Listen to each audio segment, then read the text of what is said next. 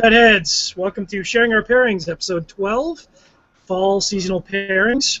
Thanks for joining in. It's me, Cigar Surgeon, your host, with my regular co-host here, Robbie Rass. What is really happening, though? This is my question for you. Well, it's Thanksgiving, at least for us Canadians. Today? So, yeah, well, no, not today. It's coming up this weekend. Really? So Yeah. is Canadian Thanksgiving like American Thanksgiving? You have turkey and whatnot? Yeah, same exact thing. Get drunk, play with your family. I mean, there's even football on, so that's good. You know, watch a little football. It's not the Thanksgiving game, but still good. You know the Thanksgiving game is the Niners and the Seahawks? Or one of the There's going to be dead people in the parking lot, guaranteed. Yeah, what is going on? Did you see the video of that guy getting whooped down in the bathroom? Man, those guys got to calm down. Calm down. Yeah, we're getting off topic, but that's... We'll talk about that in our After Dark segment. Yeah, that's bad times, man. So we're going to be talking about pumpkin beers. I know there's a collective groan from the cigar chat over at Cigar Federation. You know, everyone is kind of sick of pumpkin stuff already, and fall really just started. But you know what? There's some interesting stuff we're going to talk about. There's some interesting history behind the pumpkin beers that might surprise some of you guys. I'll talk a little bit about first what I'm smoking. I may have made a pairing error here. I went with the Serie V Especial 2011 from Oliva because it's quite peppery. I enjoy this cigar. It's full-bodied. We learned last week in our stout show that you really need a full-bodied cigar to stand up to something that's full-bodied. And I assumed that because these pumpkin beers are going to have a lot of spices, they would pair complementary to a peppery cigar, but I might be wrong. So I've also lit up a Nub Connecticut from Oliva, which has gone out, sadly. The host is never wrong, by the way. Yeah, the house is never wrong. So I mean, I'll if I'm wrong on my pairing, I'll just say that it was on purpose and look like a cool guy or something. What are you smoking? What do you got lit up there? I am smoking a Viaje Full Moon. It's got a little pumpkin on the band there. This is 2013 version, which I believe, I believe was the first one. Pulled up the specs on this one. It's a fat cigar. It's a 55 by 58 Gordo. Nicaraguan Corojo wrapper, Nicaraguan binder and filler, and it's got a very loose draw. This cigar has been in my humidor for a while. I picked it up, I believe, in a trade with someone on Cigar Federation. I know I didn't buy it, and Andre doesn't really do samples, so I must have gotten it from someone on Cigar Federation. I can't remember exactly who, but I just lit it up, so. The only feedback that I have on it so far is that it's got a very loose draw. Now, what I like about the Oliva Serie V, super excited about when they switched over to the San Andreas Maduro wrapper. I can't get enough of that. San Andreas Maduro wrapper to me is always, you know, that's going to put you in my good graces for smoking. Plus, it's got that tasty jalapa Ligero, and man, I love my Ligero. That jalapa Ligero just has this I don't know, it's got a particular character to it that I really enjoy. I know a lot of people are kind of hit and miss on jalapa, but I love it. Yeah, we were talking about it on Cigar Chat last week. Seth was co-hosting, and we were talking about some Nicaraguan tobacco with the guys over at Crux, and they use a lot of tobacco from jalapa, and the more Nicaraguan tobacco that I smoke, the more I realize that jalapa has, like, there's a certain quality to it. There's a sweetness in there, and a creamy texture to it that for me is, yeah, it's creamy. I really enjoy that tobacco when I see something that really features it. Just smoked a cigar recently that features the jalapa a lot, the Dissident Block. Maybe on Cigar Chat tomorrow, actually. But it's got that. There's just a great, creamy, earthy texture to it, kind of a molasses sweetness to it that I really enjoy. We're getting off topic. So let's talk about these beers. I know we've each got 4 beers. Can I get 4 beers? You ever see Can I that? get 4 beers? No. The little you don't know what I'm talking about? No clue. I'm just going along because I'm being a good host. Oh man, there's I don't know if it was Funny or Die or one of those websites, and it's this short called the Landlord, and it's Will Ferrell, and his landlord is this like 2-year-old girl. Oh. Yes. Can I get 4 beers? I don't know. Anyway. That was pretty funny. Anyway. So, pumpkin ale. We're pumpkin ale is what we're pairing with today. I'll talk about what I'm pairing with here. I'll go through maybe some details after you go through your list. We can talk about them. So first up is the St. Ambrose. It's from McCausland Brewing out of Montreal. As we know, we've had some really great beers out of Montreal. Looks like a pretty standard pumpkin beer. It's got that amber color to it. Second up, the Alley Cat Pumpkin Pie. Again, that sounds good. Color. Yeah, it smells really good, actually. It's got a really nice nutmeggy smell to it. My 4th beer, even though it's my 3rd beer, the House Sound Pumpkin Ale. I love House Sound beers. I just want to say one of the things that I think is friggin' awesome is they got this stopper. So you pour a little bit, you can put the stopper on. Really great for our show because, you know, I'm not going to drink, what is that, like 3/4 of a liter? I know it looks like a gallon, bro. It is in fact 1 quart of beer, so that's a lot of beer. Anyways, again, same color. Now the last one, which was the surprise for me, was the Fernie Brewing Company Pumpkinhead, and you can see this is significantly darker than the other ones. I'm super pumped because all I can smell off that is cinnamon and it's a brown ale, yeah. Oh, cool. So that's what I'm pairing with. What are you pairing with? What do you got going on there? I've got a few things. I went with some standards. A few standards here. Sam Adams Harvest Pumpkin Ale. None of mine are very dark. They're all pretty much that amber orange color. So Sam Adams Harvest Pumpkin Ale. Pretty standard. Blue Moon Harvest Pumpkin Ale. Not trademarked. Again, same kind of amber color. This one I've actually had before, and I'll admit 2 things. Pumpkin ale was my idea, and I just kind of threw it out there because pumpkin ale is everywhere and people love it. I have never been a fan. I've had maybe 3 or 4 in my life, and that would be like 3 or 4 sips. Not a fan until I had the Blue Moon, which came in like a sampler pack because they've got an horchata beer in there that my wife really wanted to try. And so I found that, so I got that for her, and I ended up drinking the pumpkin ale because it was there, and I was surprised at how good it was. This one is Hermitage Brewing Fruit Crate Pumpkin Ale. These guys are out of San Jose, California, so local, but you can see same kind of color. And 9% alcohol by volume, by the way. Put it in perspective, the other 2 are 5.7 and 5.7. Yep.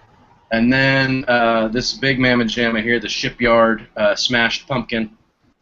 This one, I anticipated this one being the darker of the 3, or the 4, and it's actually the lightest. This one's also 9% alcohol by volume. But the packaging, real nice, gold leaf on the bottle and everything. I have no idea if my wife paid for these. She picked them up for me. So I'm curious. This one looks like, just based on the bottle, it's probably like 10 or 12 bucks. So better be good. So I'm going to talk about the first brewery here because there's some interesting stuff I found out about them. Again, out of Montreal. We've had some really great beers out of Montreal. They actually opened in 1989. We had some chat last week when your idea, the pumpkin ale, which I'm super behind. People were not so stoked about it. Again, you know, thinking everything's too much pumpkin-y. This whole recent pumpkin craze. Well, guess what? This pumpkin ale actually goes back to 1997. That's older than you. No, but you know, they put out a lot of different beers. They have a recommended serving temperature on the website. And then one of the interesting things for me was they had 2 measurements for beers. The first was a Plato unit, and I was like, I have no idea what that is. And the second was IBU, and I was like, I also have no idea what that is. So, a little bit of knowledge for me. Plato unit measures the density of beer wort as a percentage of extraction by weight. So basically what you're saying is how much have you extracted the wort? Presumably the higher the number, the more you've extracted. So going quickly down the list here, the St. Ambrose is 13.5. The Fernie didn't have their number, so I'm not sure. The Alicat, exactly the same, 13.5. And the House Sound is 16.7. Now, what's interesting is I would expect the Fernie to be higher because it's darker. And usually the more you have on the Plato scale, the darker your beer is. So if it's like a dark stout or whatever, you can have a much higher Plato unit. And the IBU is a measure of how much bitterness it has. So to give you a comparison, typical IPA, 75. Most of these beers, like the St. Ambrose, is sitting at 16. The Fernie Brewing is sitting at 13. Alicat, don't have a number on that, and then the House Sound, which is the third beer, I've got them out of order, is 19. So I'd never heard of those numbers before, and I kind of thought that was interesting. I am wholly unprepared to contribute to this part of the conversation. That's quite all right. But that's interesting. Mm-hmm. You got me looking on my bottles here for other numbers, but I got nothing. Yeah, they are on my bottles too, which I find kind of interesting. Is it like a Canadian thing? No, I think these all are Canadian beers. St. Ambrose is from Montreal. Fernie Brewing Company, my second beer, is from, obviously, Fernie, started in 2003. Alicat's from Edmonton, Alberta. Boo Edmonton, but hey, Alberta. That's from 2007. And House Sound is actually the oldest brewery. Believe it or not, they go back all the way to 1980 in British Columbia. That's my third beer here. So House Sound is actually a pretty regular in my rotation. I actually like their brown ales a lot. Very tasty. So yeah, let's get started. What are you going to start with? Let's get started. So I'm starting with the St. Ambrose. I've had this before. I love it. Nice thing about the pumpkin beers, which I think is kind of cool, is that they come once every season. So they are seasonal. They run them in the season, and then once they run them for 2 months, and then they're gone. I actually have this one from last year, believe it or not. Look at you, aging. Mm-hmm. I don't know if that makes. I don't think it makes a difference. I don't think it's not on these, anyways. There's a lot of clove on this. Not as much pumpkin. It's tasty, like it's very subtle, so the pumpkin isn't overpowering. The clove goes really well with the cigar. I'm getting some interesting looks from people in the neighborhood here. Why is that guy talking to himself? Talking to the Fed heads. So it's a good beer, and if you want something that's just got a hint of pumpkin, this is a good beer because the pumpkin is not overpowering. Kind of meh on the pairing. I've got both cigars here going. We had a recommendation to try the Connecticut wrapper. I'll be honest, Connecticut wrapper is doing absolutely nothing for me. Like, it's hay. I think it's going to depend on the Connecticut that you're smoking. Yeah, probably. After that, I saw somebody was pointing that out in the chat. I don't know, I think it was Jared. I thought about switching up to a stronger Connecticut, like an AKA Solace, or someone mentioned the Nomad Connecticut, which I don't even think I have one of those. There's the AKA Solace is the first one that popped into my head, and maybe that's something I'll try on my own and just kind of report back about it. So far, this Viaje is not super strong. It's got nice, almost seasonal flavors to it. I mean, maybe that's a placebo thing on my end, but it's got kind of a baking spice situation happening, which is pairing pretty well. But I started with the Blue Moon first. And I imagine this is going to be the sweetest of the beers that I've got here. Maybe the Smash Pumpkin Ale from Shipyard is going to have some sweetness to it as well. But this is very baking spice, a lot of nutmeg and cinnamon and pumpkin pie flavors that you would expect. It's just it's a good beer. I mean, it's a wheat beer. And it's just, it's a pumpkin, or it's not a wheat beer. It's a pumpkin ale crafted with flavors of cloves, allspice, and nutmeg. Yeah, it's all that stuff. brewed with a touch of wheat for a lightly spiced finish. I like to read the bottles. It's kind of a thing. Yeah. But no, Well, it's that actually. Go ahead. So go ahead. I was going to say that actually takes us right to our first break. So we'll be right back after these messages.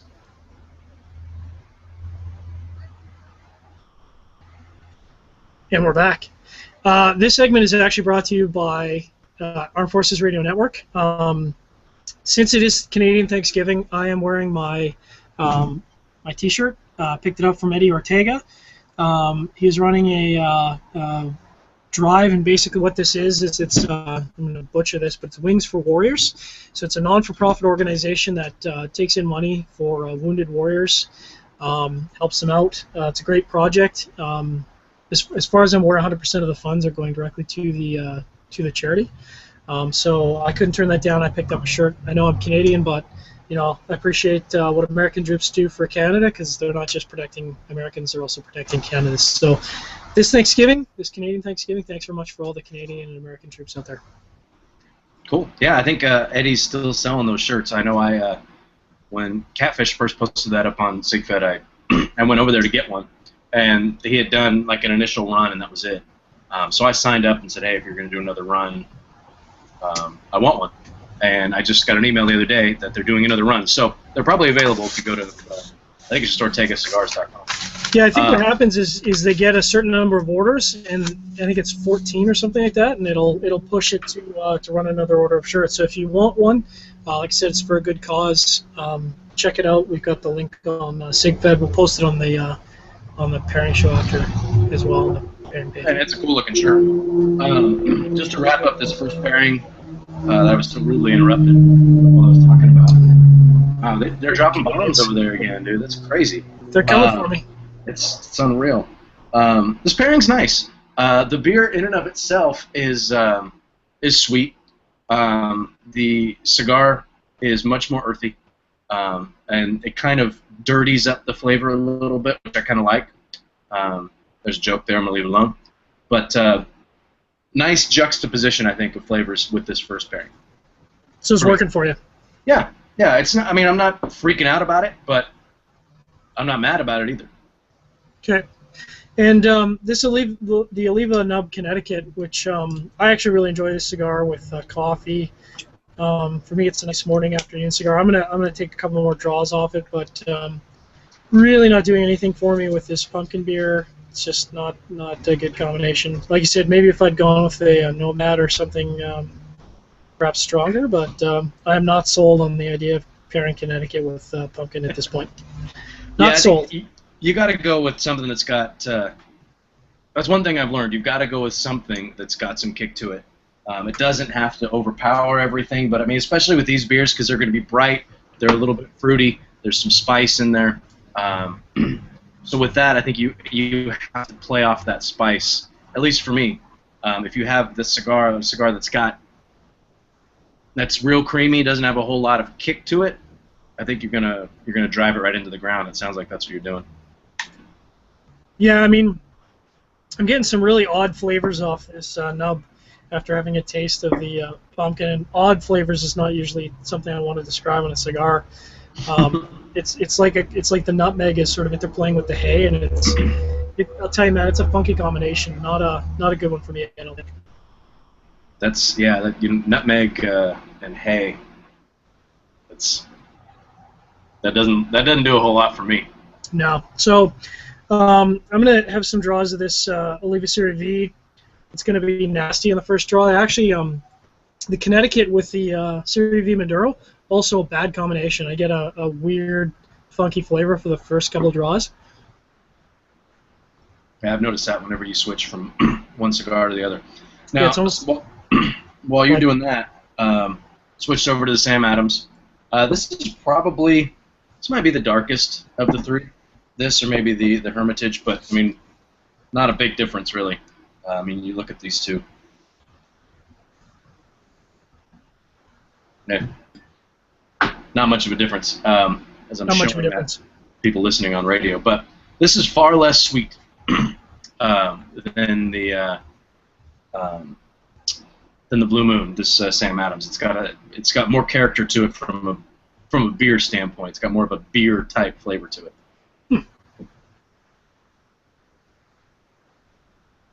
Mm. Almost tastes ginger in there. Yeah, that's.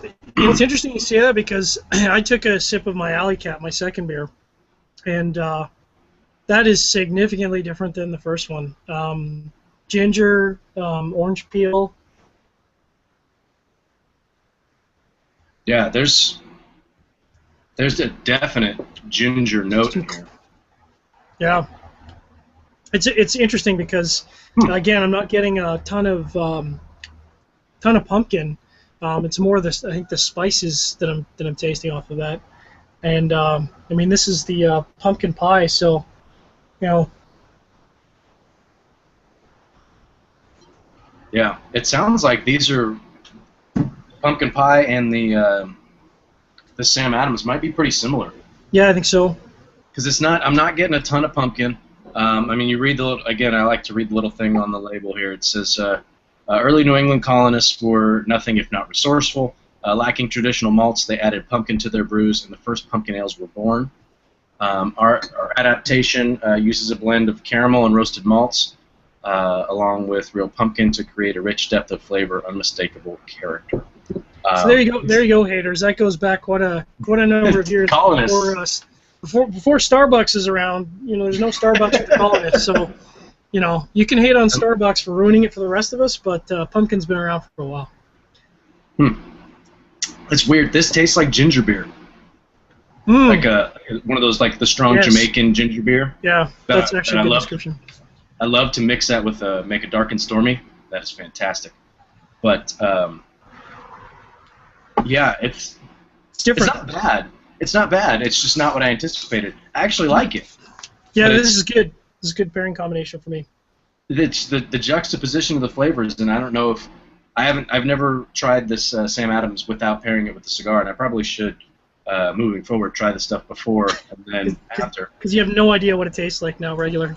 Yeah, exactly. So maybe that's my fault, but this is one of those situations where and we've talked about this before on the show, where the pairing is so different. The flavors are so different that they don't necessarily complement each other. They contrast, but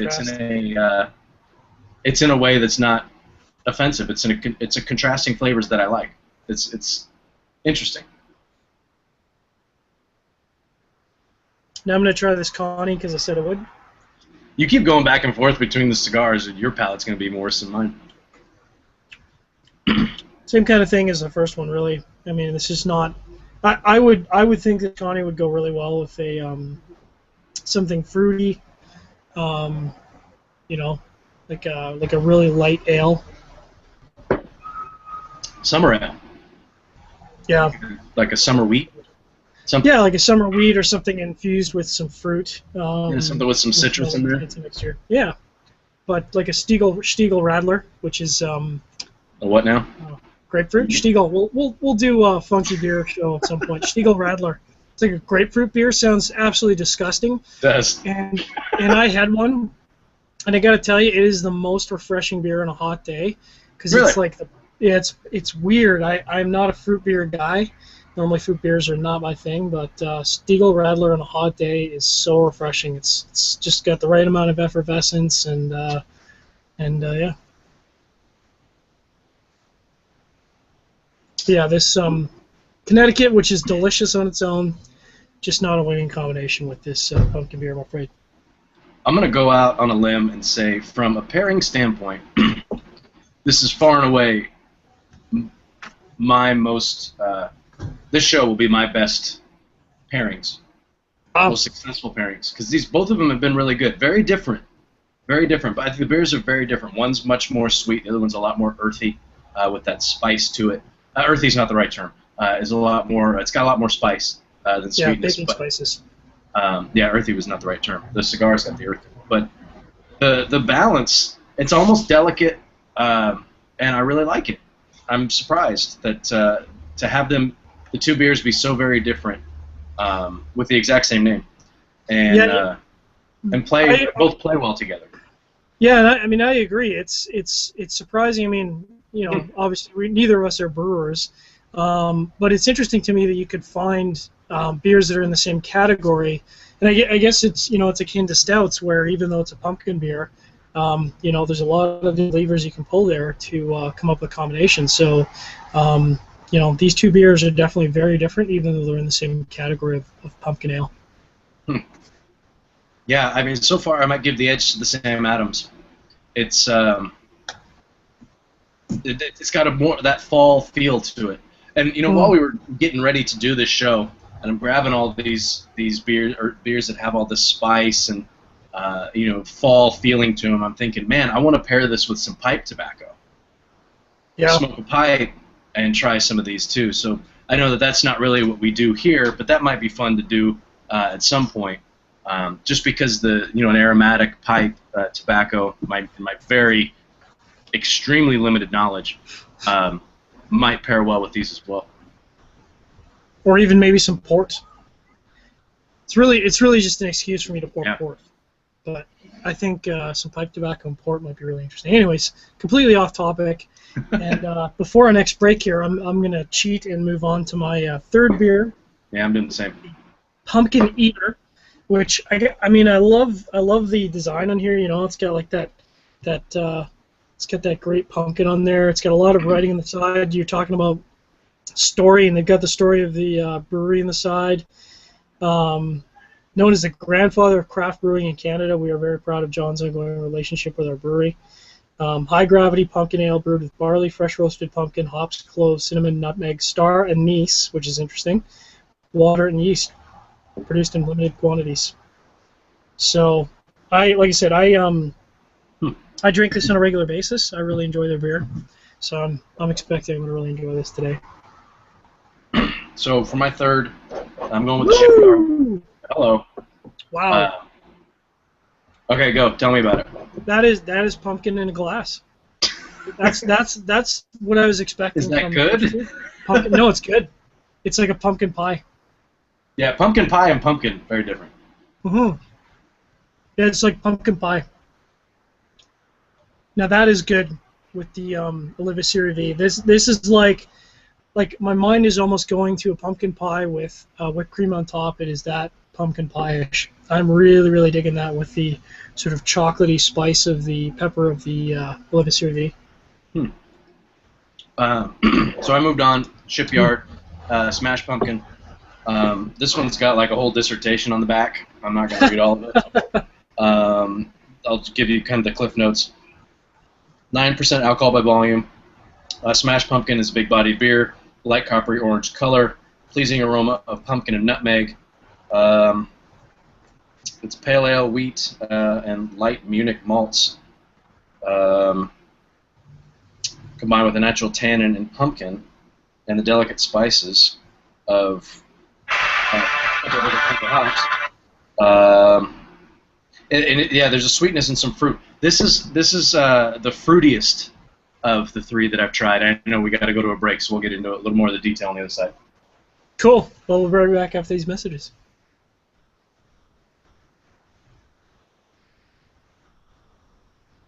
All right.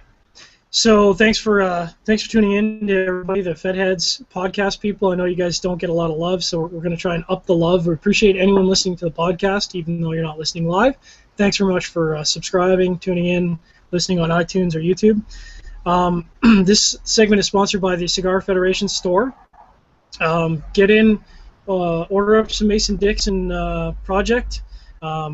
Great lineup for the Cigar of the Month Club this month for October. If you're not signed up for the Cigar of the Month Club, there's tons of new cigars. This is the time of year where there's tons of new stuff. There's some La Barba Purple pre-sale going on. Lots of cool stuff. So get in there, get some samples, get some singles, get some 5-packs. There's lots of cool items in there. Oh wow! I had that whole time you were talking and the camera was on me. Does that make me an egomaniac? No. Not unless you were preening and fixing your eyebrows. No, I was trying to turn on a light, so I didn't look like I was in witness protection. So this Shipyard, this is the one when I was at the ballpark yesterday celebrating with my San Francisco Giants on their way to the NLCS to play Logan's Cardinals. That's going to be interesting over the next couple weeks. Oh, that's going to be an ugly show. Anyway, we'll get more into that probably as the series unfolds, but maybe we'll do something fun.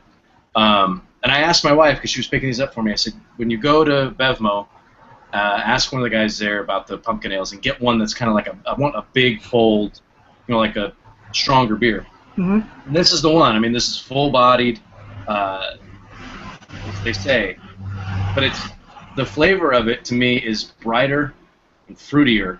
There's a lot of citrus in there, orange peel, which has that fall note to it, but the juxtaposition of flavors here it's okay.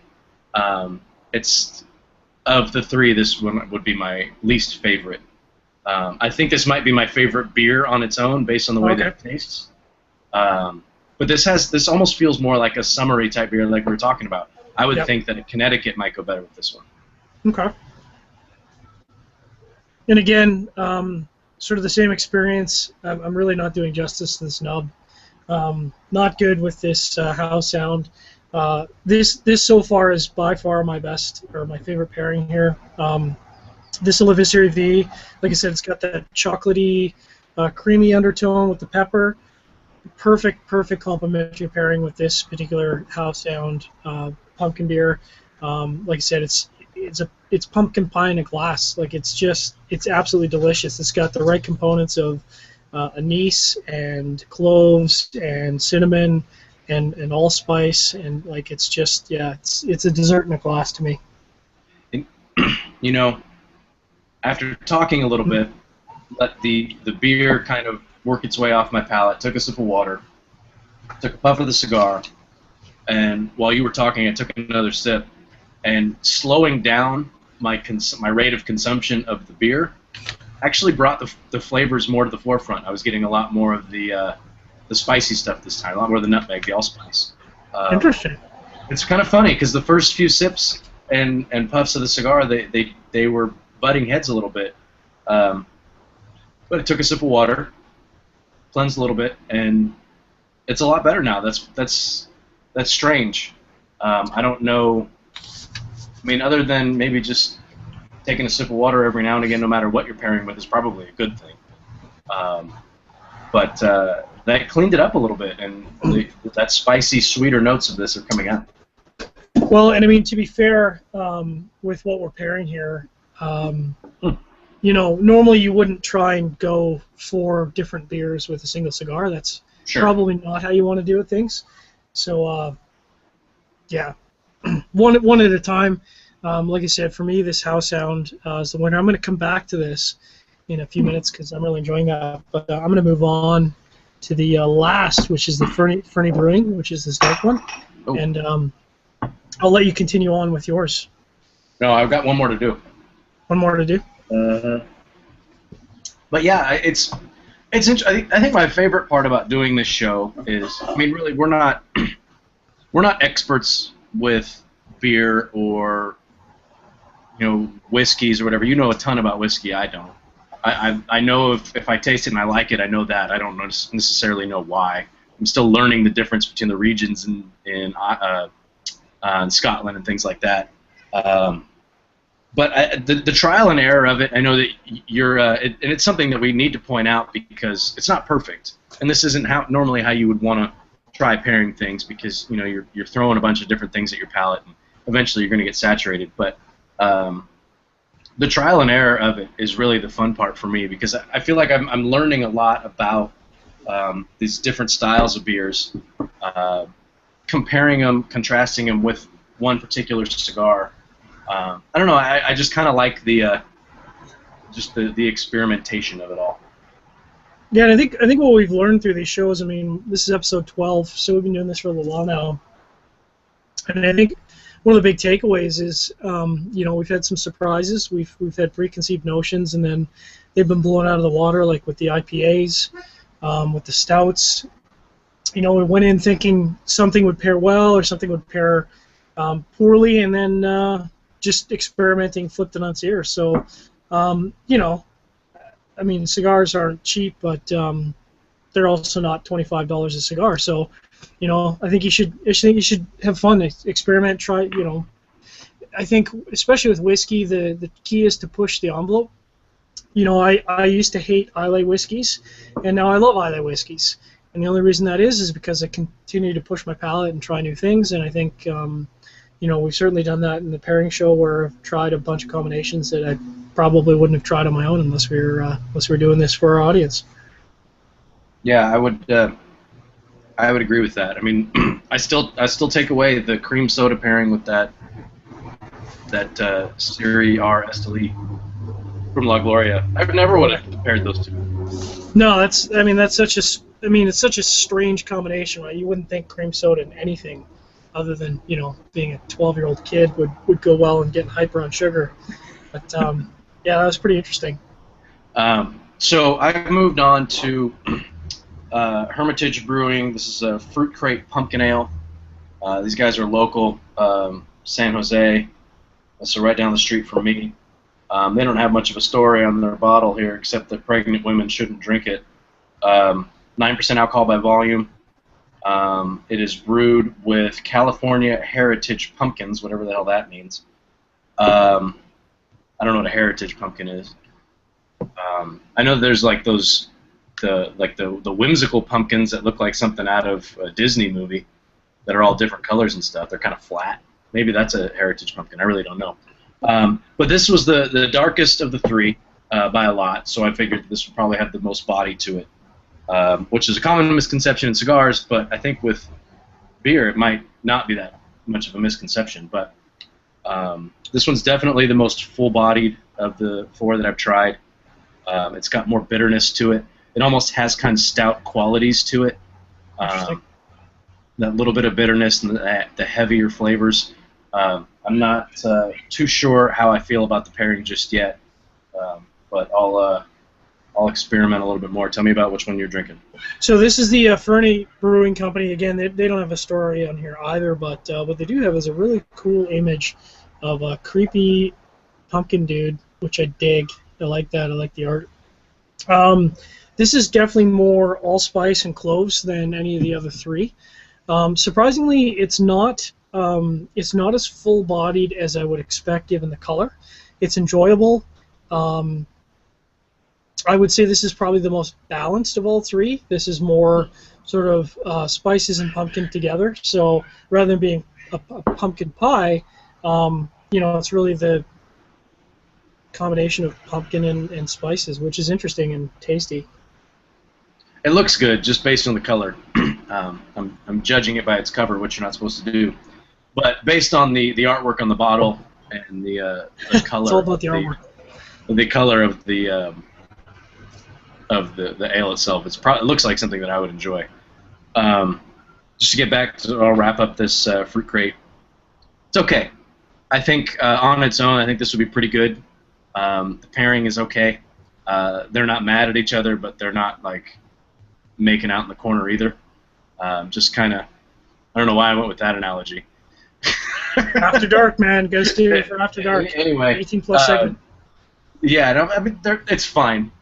If I'm somewhere and I really wanted this beer and I happen to be smoking a cigar, I don't know if I'd be too happy about it. I'm not going to go out. Of the three, I could see myself pairing these other three with this particular cigar, which I only had one of, and I'm going to buy some more. Oddly enough, Andre from Viaje posted up on Facebook today that these are going to start shipping in 2014. They're going to start shipping pretty soon. Nice. Same blend. I'm not sure about the Vitola, but it's a good cigar. It's not blowing me away, but I really do. Oddly enough, it's got a pumpkin on the band, which is really the only reason I threw it in my option. I had people vote on which cigar I should smoke, and everybody picked this. And I'm glad that they did, based on the way that this has all worked out. The other cigars that I had in there, and I know people commented, would have been way too strong, I think. But this pairing probably won't revisit. I am going to pick up some more of these cigars just to have with some pumpkin ales, just because it's kind of fun. But the pairings with all these other ones, and especially that Sam Adams, really, really good. I'm impressed with the balance of the earthy and pepper notes from the cigar with the baking spice and the sweetness of the beer. They play really nicely together.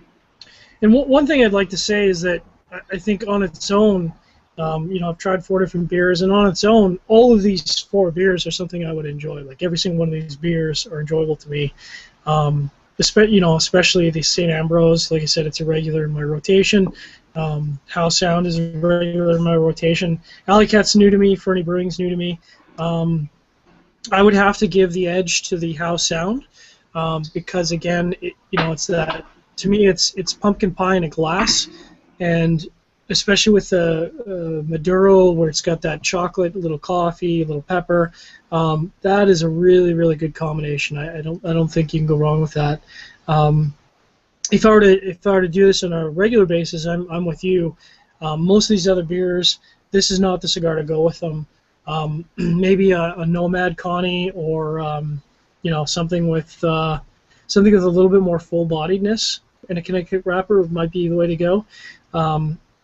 But again, they're all tasty cigars, or they're all tasty beers in their own right. So I'll continue to drink those. I just won't necessarily pair them. Yeah, one thing that I am going to take away from this, though, is that pumpkin ales are pretty good. There was a lot of... I posted this up on Facebook, and there's a ton of comments. One of the cigars that I was thinking about using or smoking with, using as a pairing, was Roma Craft Cro-Magnon Mode 5. And Skip commented, he said, "Please don't pair my cigars with pumpkin spice anything." And so I think, in a way, they get a bit of a bad rap. It's chick beer or what have you. These puppies are 9% alcohol. That is not a chick beer. That is not a chick beer. That will put you on your backside. If you want to say it's a chick beer and mean that as a negative, let's put it that way. No, I wouldn't say that these are. There's nothing about these beers to me that says to me that I would be embarrassed to order it at a bar or anything like that. This is good quality stuff that we're talking about. So. No, I'm gonna interrupt you there, because my girlfriend's gonna be all over me for calling something a chick beer. I'm gonna get hell for that later. But you didn't say it, I did. Yeah, fair enough. My girlfriend actually only drinks full-bodied beers. She can't stand light beer, light ale. She actually thought she hated beers until she got into stouts and porters and really full-bodied beer, because for whatever reason, she has a complex palate. She enjoys the fuller bodied beer. So it's kind of funny that something might be called a chick beer, and if you give her a Miller Lite, she would throw it in your face because it's disgusting. But you give her a Guinness and she'd love it. So your girlfriend sounds pretty awesome. She's pretty awesome. She sounds like a good woman. My wife, she likes the beer, but she likes Coors Light too. So. But she'll run the gamut. She's more of she likes the ciders and things like that. So I guess in a way that those are a little bit more cliched chick drinks, if you will. But some of those ciders are really good too. Maybe a cider episode wouldn't be bad. We really need to do a cider episode. I absolutely love ciders. Actually, I love ciders. I've had a handful. Somebody brought cider to our Halloween party 2 years ago. It was an apple cider, and it was fantastic. And it was in these aluminum bottles, like the Coors and Bud bottles that are opaque. You can't see through them. You know what I'm talking about? Aluminium, yeah. Yeah, aluminum. Aluminium, yeah. Are they aluminum? Is that what it is? I really don't know. No, that's what they say in the UK. Okay. Well, I've never seen this beer or this cider since, and I've been looking for it. And apparently, it's something that's brewed in Sonora, California. So I'm gonna have to check it out because my wife's mom lives up there. But I've never really done cider, so I think that might be a fun episode.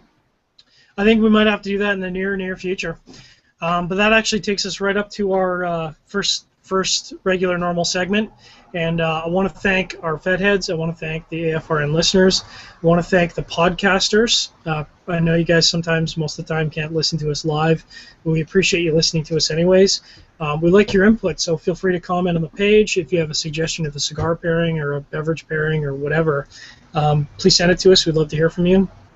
And again, thanks very much for our regular listeners. We're 12 episodes in. Still got people tuning in, so that means we kind of offended you too bad. So appreciate that, audience.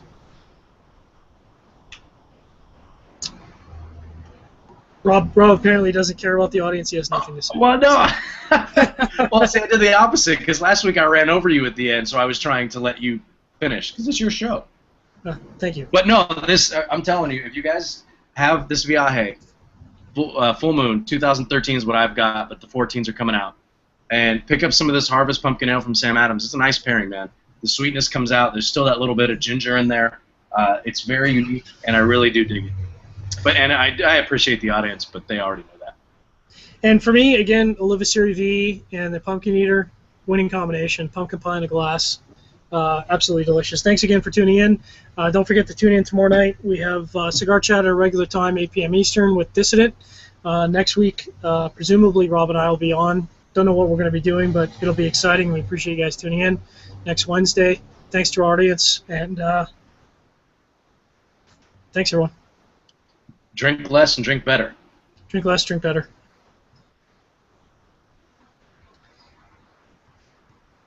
And we're fucking back. I shouldn't have to remind you what your tagline is. Come on, bro. That's rookie shit. Well, you know, what happens is you smoke 2 cigars, you drink 4 beers. Can I have 4 beers? You have to look that up. Can I have 4 beers? No, it's actually hilarious. Little girl, she goes out, but she throws this tantrum because he's not paying his rent, and she's just it's funny. I want my money! It's pretty funny. Awesome. I like Will Ferrell. So I'm gonna like get going right off the start with NFL talk, because I love talking NFL, and the season's pretty much done for me. I am both happy and sad with last week. I am happy because I went 13-2. That's right, 13-2. How did I do? I have no idea. So hopefully our audience will take a look. But I'm in a football confidence pool, and like a dum-dum, I unfortunately underrated one of my division rivals, the Buffalo Bills, in their game against the Lions, and that cost me a significant amount of money for the week. Woo, girl. Yep. Yeah, it was bad. Dropping ducats. Mm-hmm. That's what the kids say. That's what the kids say. I know I went out on a limb with some of my picks, and I know some of the ones that I thought were going to be, like I was going out on a limb and maybe they'll win. I had a couple that went into overtime that I know the Saints. I didn't pick the Saints, but they could have very well lost. And so you beat me last week, but I don't remember exactly because we pretty much agreed on most. I went out on a limb on a few. Yeah, there was actually. I mean, I think what we were right on is almost all of those games last week, other than my team's game, which it'd be nice if they showed up and played football. They were all really good games. They were hard games. Most of the games, like you said, I think it was like 3 or 4 games last week that went into overtime. That is a good game. When a game goes in overtime, that is an exciting game. I enjoy that. Yeah, my Niners won. Nice. Which is good. They looked better. Oh, I got some hiccups going. Excuse me. Nice. I am still worried about Colin Kaepernick. Not doing what you want him to do? It doesn't look like he's doing. I don't know. They got back to the running game last week. Frank Gore might be my favorite NFL player of all time. Wow. And I'm biased. I loved Roger Craig when I was a kid. Something about the way Roger Craig played. It's just when he's running and his knees are up near his face because his knees are going so high. But Frank Gore gets so low when he's running through. It's like you can't get your pads under him. Yep. And he just is just no bullshit.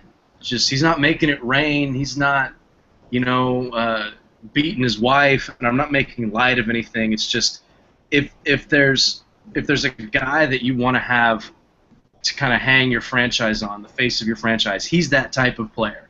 He's a lunch pail kind of player, I guess, is the cliche of it.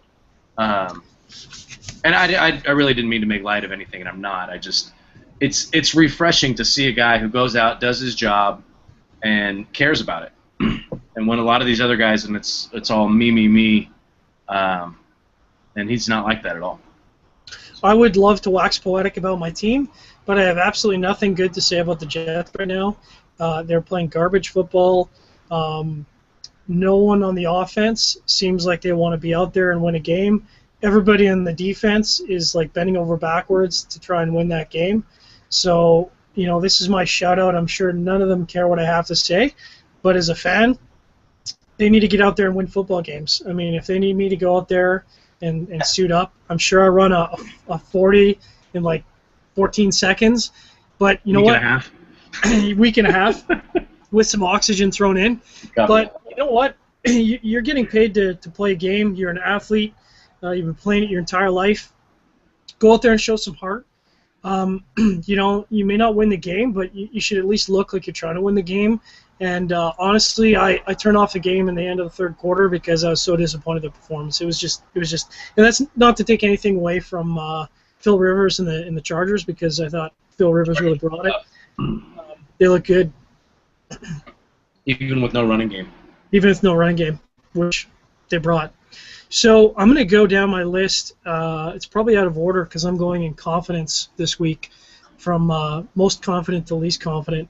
Okay. And then you let me know what you think as we go. So first off, the Stone Cold Lock of the Week, and this is a shout out to the Jets. This should make you angry. This should make you feel disrespected. Peyton Manning's Broncos over the Jets. That is my Stone Cold Lock of the Century of the Week. Peyton Manning got robbed last week on his he was setting some league records. He will set those league records this week. I'm expecting Peyton Manning to throw 4 touchdowns and over 500 yards against the Jets this Sunday. That matchup right there is the reason that I think it's completely stupid to bet on sports. Because that's the one where you're gonna you'll lay $5,000 to win 1,000, or whatever. I don't know what the numbers are. And that's the game where, the Jets aren't gonna announce who the starting quarterback is, and at the last minute they put Michael Vick in there, and he runs for $150 and 2 touchdowns, and he throws for 210 and 2 more touchdowns, just like Russell Wilson did, and they end up winning the game. That's the kind of game where you look at it and you're like, I'm not even going to bother watching it because it's going to be 55-10, and it ends up being like 24-21, and Peyton Manning throws a pick on the last play. That's why I can't bet on sports. So do I take that to mean you're going to be taking the Jets over the Broncos? Absolutely not. Absolutely not. That's what I thought. No, I'll take the Broncos. But I'm just saying that game to me has that feeling. It's like, oh, that's a lock, and then the next thing. Trap game. Yeah. Yeah, exactly. Trap game. Yeah, there you go. That's just a long way to explain that. But go ahead. So number 2, my second most confidence, and I feel bad because I am a Cowboys fan. Man, Seahawks at home. Cowboys fan? Yeah, I'm sorry. Seahawks at home. Like, man, you talk about one of the toughest teams in the league. The only other team I can think of that would be as tough at home is the Patriots, and I hate the Patriots. Fuck the Patriots, for all you Patriots lovers out there. That is my second most confident pick of the week. Seahawks over the Cowboys. I can see that going. I could see that being a trap game too. But no, I agree with you. The Seahawks are a good team, and I hate the Seahawks. I really do. I really, really hate their coach, Pete Carroll. And I've actually had like personal interactions with him. Wow. That have caused issues when I was working at UC Berkeley.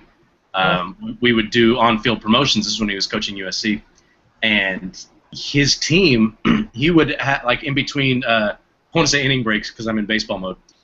In quarter breaks, they would kind of come together and huddle as a team, but he would do it at like midfield on the field, and like I'm trying to do this punt, pass, and kick that Honda paid us $50,000 to do, and he's yelling at my guys, and like somebody punted the ball and it landed within 10 yards of them. He went over and kicked it out of the way, and I'm like, bro, we got something going here. I understand he's trying to win a football game, but you heard it here first. Rob throwing down on Pete Carroll.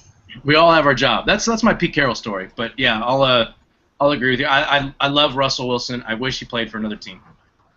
Any other team. Now, the real trap game of the week here for me is Chargers and Raiders. Now, the Chargers are actually a 7-point favorite for this game, and I don't know why, because the Chargers and the Raiders hate each other. That doesn't matter. they play smash mouth football, and every time the Chargers face the Raiders, it is a close game. I'm picking the Chargers. I am putting it as my third most confident game for the week, but I think this is the trap game of the week. I think that the Raiders could come out and win that game, especially with the change of head coach. Absolutely not. I am more likely to sprout breasts on my forehead than the Raiders are to win this game. Wow. And that's an image. Maybe that's why I wear a hat all the time. You'll never know. No, there's absolutely no way that without hell freezing over or, pick your cliche, the Raiders will not win that game. I would lay the points. I would all of that. I don't care what. Even if it were 14. Bold prediction of the week, that is going to be a 3-point spread game by the end. 3 points. I'll take that bet, bro, all day, every day. Right. So you heard it here first. That is no way. Moving right along because we're running out of time. Redskins face the Cardinals. I don't know why this is a 3-point spread game. The Cardinals might have lost last week, but the Cardinals are looking like a very complete team. The Redskins are not playing good football. This is a 3-point game. I've got it as my fourth most confident, only because of the spread. But honestly, I think this is going to be a blowout. I think the Cardinals are going to just take this one. It's going to be like a 2-score game. It's just going to be out of control. Is it in Arizona? It is in Arizona. Yeah, I'll take the Cardinals. Okay. Jags versus the Titans. Sorry, Jacksonville. You're not playing good football. Titans are going to win this one. It's a 6-point spread. It's going to be like 20-point spread by the time this game is over. Yeah, I would agree. I don't know if I would agree that strongly, but I would agree. Okay. Panthers versus the Bengals. I know the Bengals lost last week, but come on, man. It's Tom Brady and fuck the Patriots in New England. Man, going to New England and playing football, that is like one of the toughest places in the league to play football. I don't think that takes anything away from the Bengals. Nothing to take away from Cam Newton, but sorry, but the Bengals are going to beat the Panthers this week. This is our first disagreement. Where are they playing? In Cincinnati. Cincinnati. I'll take, and I did this last week and they lost, but I think they lost. Did the Panthers lose last week? Yeah. I'll take the Panthers again. All right. Colts face the Houston Texans. Texans lost against the Cowboys, but it was a very close game. Texans have been playing really strong defensive football. Colts are a very strong offensive team, but it's in Houston. 3-point spread game favors the Colts. I'm going with the Texans on this one. This might be the upset of the week of my picks. Colts might come out and embarrass me, but I'm going with the Texans on this one. I'll take the Colts there. We're going to disagree. That's 2 that we disagree on. Okay. New England Patriots versus the Bills. A lot of people are going to be on the Bills bandwagon. I think the Bills have been playing good football. Patriots have got their groove back. Patriots are going to win to Buffalo, and Patriots are going to win. It's going to be a high-scoring game. It's in Buffalo? It's in Buffalo. That's a tough game. I think I think the Patriots will win. I'd be curious to see what the spread is. 3 points. 2? 3. 3. Yeah. Yeah, I'd take the Pats and lay the points. Giants in Philadelphia. Now, this is the ultimate trap game because it seems like the Giants are playing well. Philly. But the Eagles are 4-1. I don't know how the Eagles are 4-1, but they're 4-1. So I'm going to go with the Eagles. They're a 3-point favorite. It's in Philadelphia. I'm going with the Eagles over the Giants. Giants might just embarrass me on this one. Talk about 2 teams that hate each other. Mm-hmm. When it comes to winning a big game, I don't have a whole lot of faith in Eli Manning. I don't watch him all that much. He's the lesser of 2 Mannings, which, I mean, whatever. He's still a better quarterback than I am. But I'd take the Eagles there at home. I'd take the home team in that game, whoever it was. That's the Eagles. One of the most interesting games of the week is going to be Packers versus the Dolphins. Now, I'm really on the fence with this one because I respect the Dolphins even though I hate them because they're division rival. But I think Aaron is in the groove now. I think the Dolphins are on the decline. It is in Miami, but Green Bay is not afraid of the heat, and I think literally, and I think the Packers are going to come in and beat the Dolphins at home. I would agree, and I don't think it'll be that close. Okay. Now, my bizarre pick of the week, the Ravens come into Tampa Bay to play the Buccaneers. Now, this is exactly the kind of game that the Ravens lose. In Tampa Bay, Buccaneers getting no respect. Baltimore doesn't prepare for this game. It's a 3-point favorite to the Ravens, but it's in Tampa Bay. I'm giving this one to the Bucs. I think I would take the Bucs too. I think I don't think much of the Ravens. I really don't. I like Steve Smith because I think he's a badass, but beyond that, I don't really. I think Joe Flacco is just horribly overrated. Flacco! 49ers face the Rams. I don't know if anyone's paying attention, but the Rams are 1-3. They'd be 1-4 if they didn't have a bye week. 49ers are going in and they're winning. It's a 3-point spread game. I don't know why. 49ers are taking this one. That's my lock of the week, baby. Wow. Lock it up. Lock it up. I'm waiting. I'm waiting, and I'll be quick on the rest of them because I'm going to talk about the Niners a little bit. I'm waiting for that game where the Niners come out and say, all right, fuck the bullshit. We are a Super Bowl contending team, and just stomp someone. Just kind of stomp on their neck and stomp them. And this is the time to do it. I mean, granted, the Niners are they've got a lot of injuries, a lot of key players out. I don't know if Vernon Davis is going to play this week. One thing that I do think is Derek Carrier, who's their number 3 tight end. He looks like he's a bit of a player. He can catch the ball and he can make some plays. So he's not a difference maker, but Crabtree's not 100%. There's a lot missing. There's a lot missing on that defense. The defense is still playing really well. I think this is the game where they get the lead, they take it, and they just kind of run away with it. It's not one of those where I'm worried about the last possession of the game. This is my lock of the week. Okay. Bears go into Atlanta and face the Falcons. I think the Falcons have lost some games that they probably shouldn't have. Bears have not been playing great football. I don't think people were watching the Jets game, but the Jets almost beat the Bears. That was a very close game, and the Jets are not playing good football. I think the Falcons are going to beat the Bears. I think it's 2 middle-of-the-road teams that – I mean, the Falcons, I think they can explode. I don't think they have. I think they can. They're at home. I take the home team. Okay. Steelers face the Browns in Cleveland. Browns have not been getting a lot of respect this season, and I like the Browns. You know what? I have a good heart. I feel for the Browns. They're almost my team. They're like a huge underdog. If this was in Pittsburgh, I would have to give the edge to Pittsburgh, but it's in Cleveland. I honestly think the Steelers are going to lose to the Browns. They're playing each other again. This is their second time this year already. Mm-hmm. And I think the Browns should have won the first one. Yeah. Their defense is suspect. Very suspect. But they can move the ball, and they've got a decent little offense. With Brian Hoyer at quarterback, I mean, he looks okay.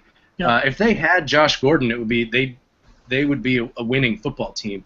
Yeah. And if they had a semblance of a defense, they would be a nice team. They almost kind of remind me of Atlanta, like 4 years ago or 5 years ago, right before they got really good, when they had some moving parts and they were able to do some stuff. I think they're a team on the rise, potentially. But yeah, I would take Cleveland here too. Okay, last but not least, the Detroit Lions versus the Vikings. Now, this is a 1.5-point game. I have no idea why. The Vikings are a disaster at quarterback, and the Lions would have won their game if they had a freaking quarterback or a kicker. Like, I don't think people are paying attention to Detroit. Detroit is playing decent ball, and I'm not a Detroit lover. I don't know why this is a 1.5-point game. I think Detroit is going into Vikings with a Pro Bowl kicker, and they're going to win this game handily. For those of you playing fantasy football, if you don't have a top-flight kicker, run out and add Matt Prater, because you will then have a top-flight kicker. Kicking in a dome on a high-powered offense, that's the most I've ever talked about a kicker, probably the most I ever will. I like the Lions in this game too. Even if Megatron doesn't play, Golden Tate's a good player. He showed this past week, and even without Joique Bell, they've still got talent on that offense, and I think they've got enough to win that game for sure.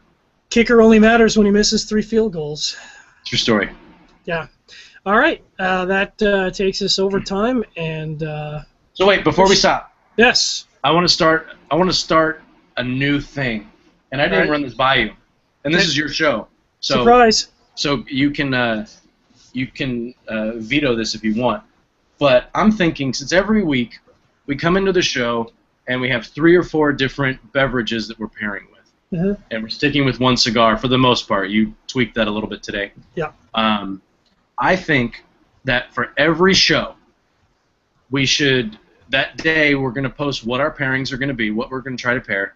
And I think everybody who, I want to do this, everybody who watches on the Cigar Federation page before the show starts, tell us what you think my favorite pairing is going to be and what your favorite pairing is going to be.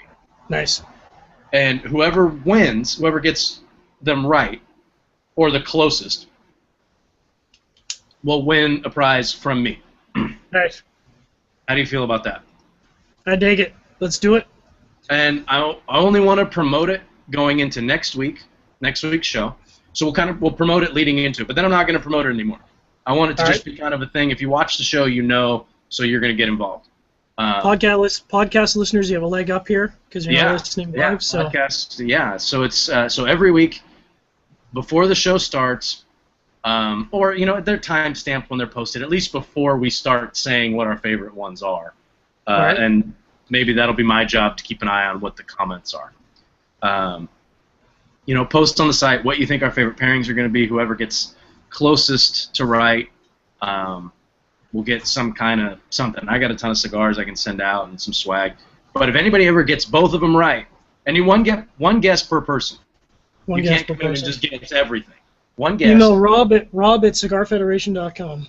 Yeah. Well, no. I mean, just post them up on the site, and I'll pick the winner. And if anybody gets them both right, then you get like some super prize. I don't know what it is. Yeah. You heard it here first, folks. Sponsored by my humidor. Sponsored by Rob's Humidor. Thanks for everyone for tuning in. Thanks for podcast listeners. Don't forget to tune in tomorrow with Dissident Cigars at 8 p.m. Eastern. Don't forget to tune in next week when we do something for episode 13, probably ciders. At our regular time, 8 p.m. Eastern. Thanks very much for our listeners. Drink less, drink better.